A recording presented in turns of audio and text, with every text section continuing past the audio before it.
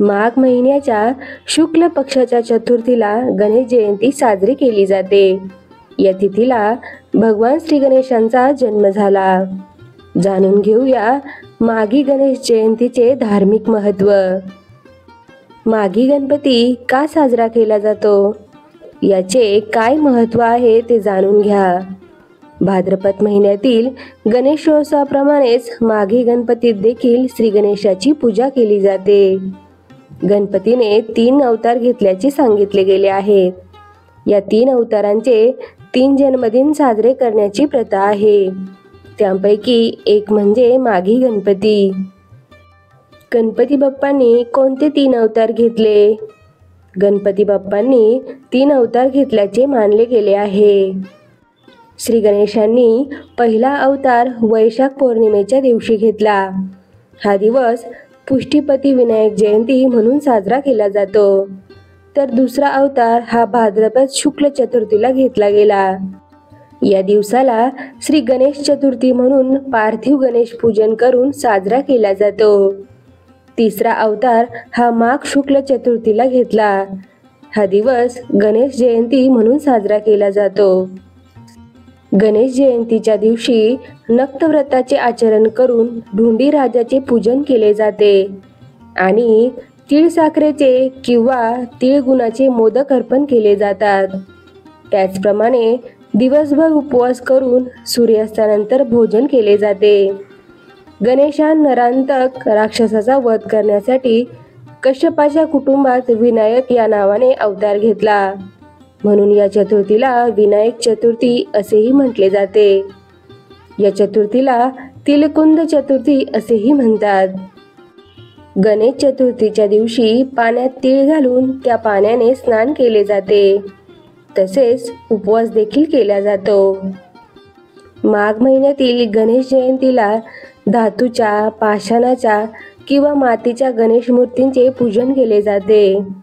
प्रथम मूर्तीची प्राणप्रतिष्ठा केली जाते.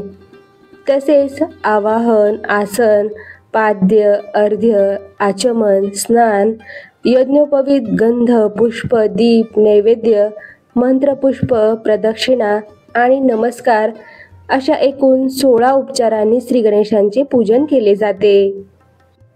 तसेच माघ महिन्यातील गणेश पूजनात पत्री अर्पण न करता दुर्वा अर्पण केल्या जातात. त्याचप्रमाणे पुरणाच्या मोदकाऐवजी तीळ साखरेच्या मोदकाचा प्रसाद अर्पण केला जातो. या पूजेसाठी गणेश मूर्ती लहान असावी असे सांगितले गेले आहे. विशेष म्हणजे या गणेश मूर्तीचे विसर्जन करण्यापूर्वी उत्तर पूजा करून या मूर्तीमधील देवत्व काढून घेतले जाते. त्यानंतर मूर्तीचे विसर्जन केले जाते. 1 फेब्रुवारी 2025 रोजी श्री गणेश जयंती आहे.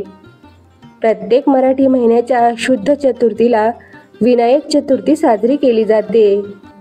परंतु माघ महिन्यातील या विनायक चतुर्थीला श्री गणेश जयंती गणपतीचा जन्मोत्सव साजरा केला जातो. माघ शुद्ध चतुर्थी तिथी विविध नावांनीही ओळखली जाते.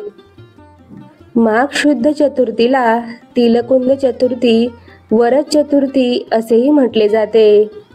गणेश लहरी ज्या दिवशी प्रथम पृथ्वीवर आल्या, म्हणजे ज्या दिवशी गणेश जन्म झाला, तो दिवस होता माघ शुद्ध चतुर्थी. तेव्हापासून गणपतीचा आणि चतुर्थीचा संबंध जोडला गेला. माघ शुद्ध चतुर्थी ही श्री गणेश जयंती म्हणून साजरी केली जाते. या तिथीचे वैशिष्ट्य म्हणजे या तिथीला श्री गणेशाचे तत्व हे नेहमीच्या तुलनेत 1 पटीने कार्यरत असते अशी मान्यता असल्याचे सांगितले जाते. देवांचे वाहन हे त्यांच्या कार्यानुसार त्या वेळी बदलते. उंदीर हे गणपतीचे नित्याचे वाहन, पण त्याची इतरही वाहने आहेत. जसे की युद्धासाठी सिंह, हेरंब गणपतीचे वाहन सिंह, तर मयुरेश्वराचे वाहन मोर आहे असे म्हटले जाते. या दिवशी आवर्जून गणपती अथर्वशीर्ष, श्री संकष्टनाशन गणपती स्तोत्राचे पठण करावे असे सांगितले जाते. भाद्रपद शुद्ध चतुर्थी ही गणेश चतुर्थी म्हणून साजरी करण्यात येते. तसेच माघ शुद्ध चतुर्थी ही माघी गणेश जयंती म्हणून साजरी करण्यात येते. हे दोन्ही उत्सव महाराष्ट्रामध्ये भारतातील अन्य राज्यांमध्ये उत्साहाने साजरे करण्यात येतात, परंतु या दोन्ही चतुर्थीमध्ये फरक आहे. या संदर्भात विष्णू पुराण आणि गणेश पुराणात कथा सांगितलेली आहे. गणेश पुराण हे गाणपत्य संप्रदायातील महत्त्वाचे पुराण आहे. हे पुराण ब्रह्मदेवाने व्यासांनी भृगु ऋषीला आणि भृगु ऋषींनी सोमकांत राजाला सांगितली. उपासनाखंड आणि क्रीडाखंड असे या पुराणाचे 2 विभाग आहेत. गणेश पुराणामध्ये गणपती संदर्भातील अनेक कथा सांगितलेल्या आहेत. भाद्रपद शुद्ध चतुर्थी म्हणजे गणेश चतुर्थी हे मुख्यतः एक व्रत आहे. काही जण या दिवशी गणपतीचा जन्म झाला असे मानतात, परंतु गणेश पुराणानुसार गणपतीचा जन्म भाद्रपद शुद्ध चतुर्थीला झाला नाही. या चतुर्थीला महासिद्धिविनायकी चतुर्थी असेही म्हणतात. श्रावण शुद्ध चतुर्थी ते भाद्रपद शुद्ध चतुर्थी असे महिनाभर करायचे हे व्रत. श्री गणेश कोशानुसार गाणपत्य संप्रदायाचे हे महत्त्वाचे व्रत आहे. श्रावण शुद्ध चतुर्थी ते भाद्रपद शुद्ध चतुर्थी असे महिनाभर करायचे हे व्रत आहे. नदी किनारी जाऊन स्नान करून आपल्या हाताच्या अंगठ्या एवढी मातीची गणपतीची मूर्ती हातावर तयार करावी. तिचे 16 उपचारांनी पूजन करून ती एका नदीतच विसर्जन करावी असे व्रत आहे. याला पार्थिव गणेश व्रत म्हणतात. महिनाभर जमले नाही तर किमान शेवटच्या दिवशी तरी पार्थिव मूर्तीची पूजा करावी अशी यामागे धारणा आहे. ही पार्थिव गणेश पूजा दिवस म्हणजे आज आपण साजरी करत असणारी गणेश चतुर्थी होय. या चतुर्थीला गणपतीची षोडोपचारांनी पूजा करायची असते.